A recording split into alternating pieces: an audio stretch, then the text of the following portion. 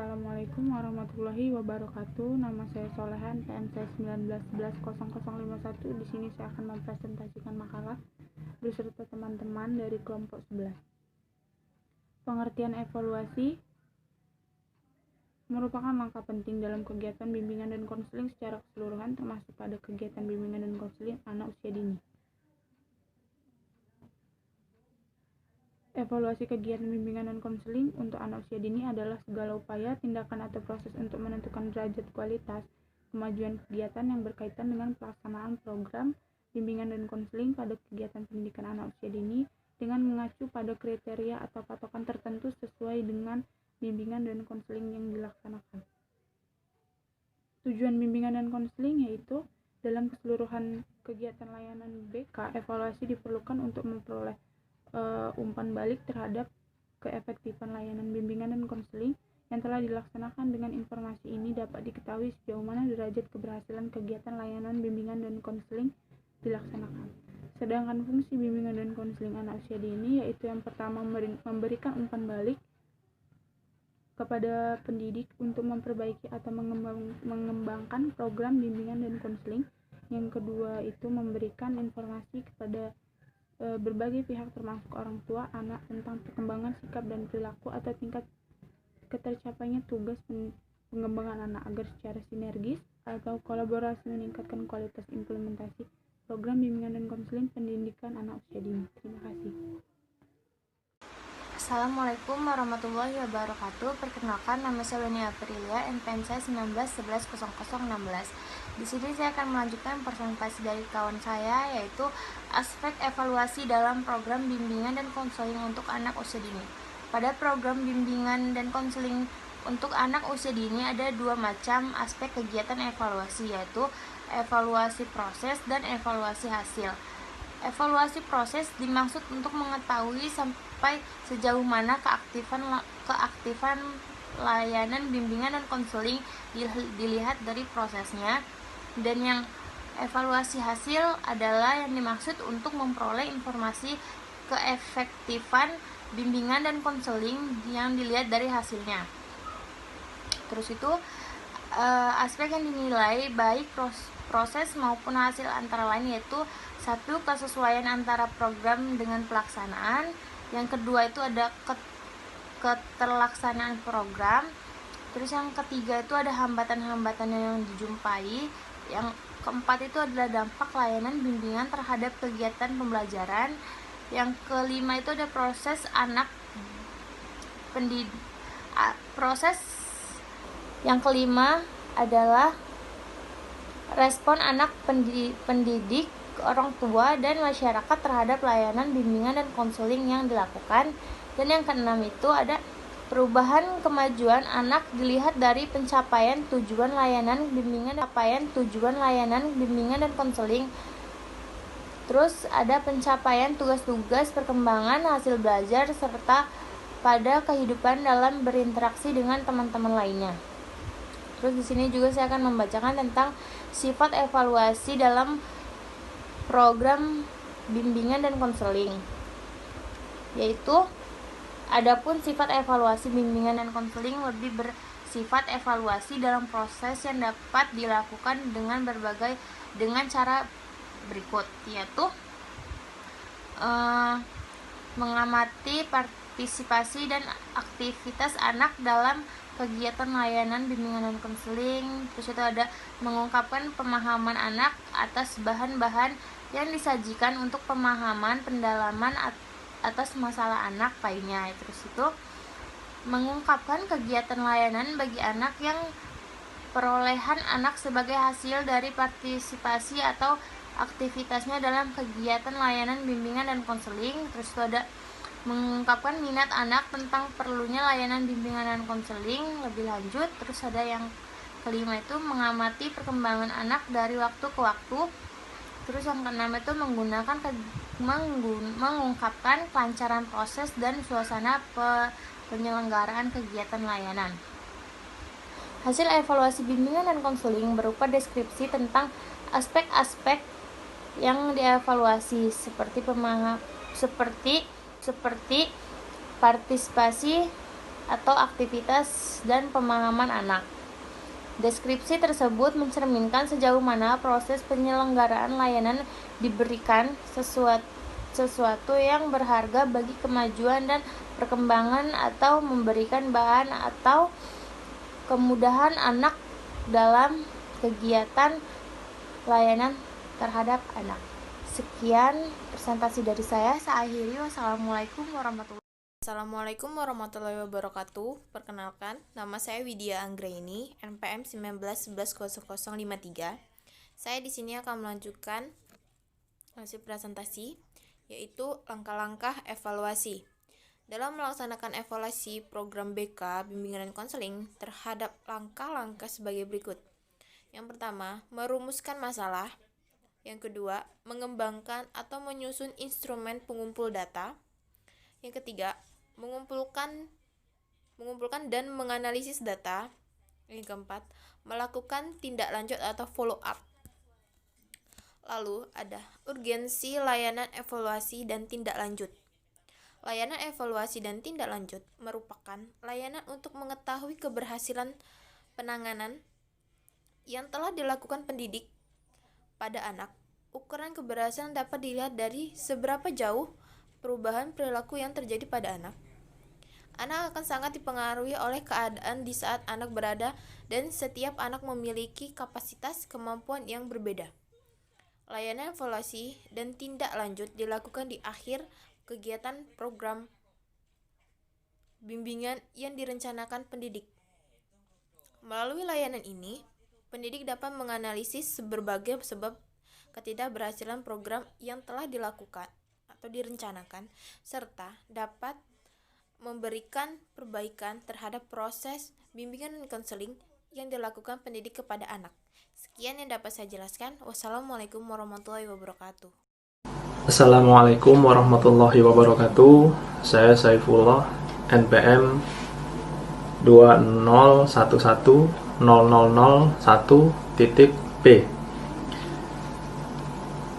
Saya akan melanjutkan presentasi, yaitu kegiatan pelaporan pada program bimbingan dan konseling untuk anak usia dini.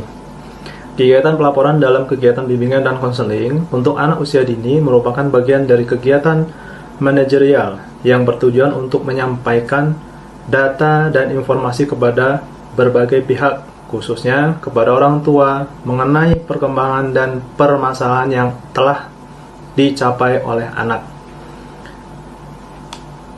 Pelaporan dalam kegiatan manajerial, layanan bimbingan dan konseling, manajemen merupakan proses perencanaan, pengorganisasian, pemimpinan, dan pengontrolian yang digunakan semua organisasi untuk mencapai suatu tujuan yang diinginkan. Kemudian sebelum melakukan kegiatan pelaporan, langkah yang dilakukan pendidikan adalah membuat perencanaan dan pengorganisasian program layanan bimbingan dan konseling untuk menentukan materi dan tujuan yang akan dicapai dalam kegiatan pelaporan. Perencanaan adalah suatu proses yang kontinu. Pengertian proses dalam hal ini adalah mengantisipasi dan mengontrol kemungkinan-kemungkinan yang akan terjadi. Manfaat dengan dilakukannya perencanaan program secara matang adalah sebagai berikut. 1. Adanya kejelasan arah pelaksanaan program bimbingan dan konseling sehingga dapat menyentuh dan merealisasikan semua tujuan yang telah dirancang dalam program bimbingan dan konseling. Yang kedua, adanya kemudahan mengontrol dan mengevaluasi kegiatan-kegiatan bimbingan dan konseling yang dilakukan pada kegiatan bimbingan dan konseling untuk anak usia dini. Yang ketiga, terlaksananya program kegiatan bimbingan dan konseling secara lancar, efisien, dan efektif. Dalam hubungan dengan perencanaan program layanan bimbingan dan konseling untuk anak usia dini, maka ada beberapa aspek kegiatan yang harus dilakukan, yaitu yang pertama, analisis kebutuhan dan permasalahan anak. Yang kedua, penentuan tujuan program layanan bimbingan dan konseling yang hendak dicapai. Yang ketiga, analisis situasi dan kondisi di sekolah. Yang keempat, penentuan jenis-jenis kegiatan yang akan dilakukan. Yang kelima, penetapan metode dan teknik yang akan digunakan dalam kegiatan. Yang keenam, penerapan personel yang akan melaksanakan kegiatan yang telah ditetapkan. Kemudian yang ketujuh, persiapan fasilitas dan biaya pelaksanaan kegiatan-kegiatan, bimbingan dan konseling yang telah direncanakan. 8. Perkiraan tentang hambatan-hambatan yang akan ditemui dan usaha apa saja yang akan dilakukan untuk mengatasi hambatan tersebut. Berikut adalah penjelasan mengenai tugas personil dalam kegiatan bimbingan dan konseling untuk anak usia dini sebagai berikut. Pertama, penanggung jawab lembaga pendidikan anak usia dini bertugas antara lain: A. Mengkoordinasikan seluruh kegiatan pendidikan. B. Menyediakan dan melengkapi sarana dan prasarana yang diperlukan dalam kegiatan bimbingan dan konseling. C. Memberikan kemudahan bagi terlaksananya program bimbingan dan konseling. C. Melakukan supervisi terhadap pelaksanaan kegiatan bimbingan dan konseling. E. Mengadakan kerjasama dengan lembaga lain yang terkait dalam pelaksanaan kegiatan bimbingan dan konseling. Kedua, pendidik yang bertugas memasyarakatkan kegiatan bimbingan dan konseling, merencanakan program bimbingan dan konseling, melaksanakan kegiatan persiapan bimbingan dan konseling terhadap anak, melaksanakan kegiatan bimbingan dan konseling, menilai proses dan hasil kegiatan layanan bimbingan dan konseling, menganalisis hasil penilaian, melaksanakan tindak lanjut berdasarkan hasil analisis penilaian, dan mengadministrasikan kegiatan bimbingan dan konseling. Demikian dari saya, Saifullah. Sairi, Assalamualaikum warahmatullahi wabarakatuh. Assalamualaikum warahmatullahi wabarakatuh. Izin memperkenalkan diri, nama saya Tresna Wafa, MPM 19110052. Di sini saya ingin mempresentasikan dan melanjutkan materi dari teman saya, yaitu di mata kuliah BK Anak Usia Dini. Materi yang akan saya sampaikan yaitu pengarahan sebelum pelaporan kegiatan bimbingan dan konseling. Pengarahan adalah salah satu aspek penting dalam manajemen program layanan bimbingan dan konseling. Oleh Head dan Steffel pada 2003, dia mengemukakan pengarahan ini sebagai suatu fase administratif yang mencakup koordinasi, kontrol, dan stimulasi terhadap yang lain.